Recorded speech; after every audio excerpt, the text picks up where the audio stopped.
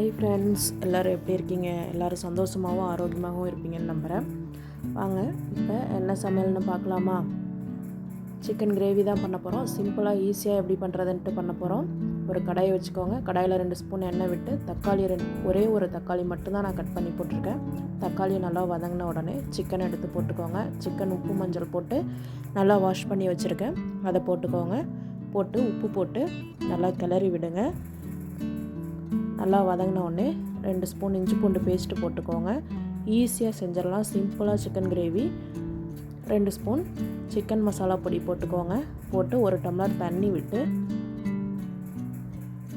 உப்பு காரம் எல்லாம் செக் பண்ணி கூட குறைய போட்டுக்கோங்க. இந்த வீடியோ பிடிச்சிருக்கு அப்படின்னா லைக் பண்ணுங்கள், ஷேர் பண்ணுங்கள், சப்ஸ்கிரைப் பண்ணுங்கள் ஃப்ரெண்ட்ஸ். தொடர்ந்து சப்போர்ட் கொடுங்க.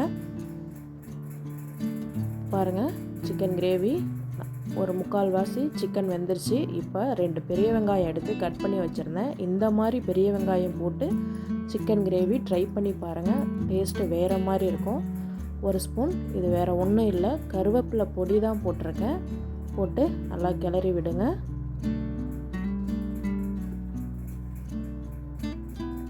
ஒரு 5 நிமிஷம் சிம்மிலேயே இருக்கட்டும்.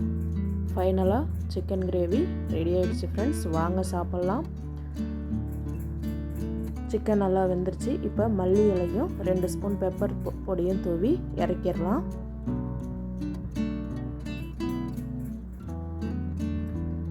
பிரியாணி, சிக்கன் கிரேவி இந்த மாதிரி செஞ்சு சாப்பிட்டு பாருங்கள். டேஸ்ட்டு அட்டகாசமாக இருக்கும். உங்களுக்கு உப்பு காரம் எல்லாம் எவ்வளோ தேவையோ அந்த அளவு போட்டுக்கோங்க. நான் குழந்தைங்களுக்கு கொடுக்கறதுனால காரம் கம்மியாக தான் போட்டிருக்கேன். வீடியோ பிடிச்சிருக்கு அப்படின்னா லைக் பண்ணுங்கள், ஷேர் பண்ணுங்கள், தொடர்ந்து சப்போர்ட் பண்ணுங்கள் ஃப்ரெண்ட்ஸ். தேங்க்யூ. வாங்க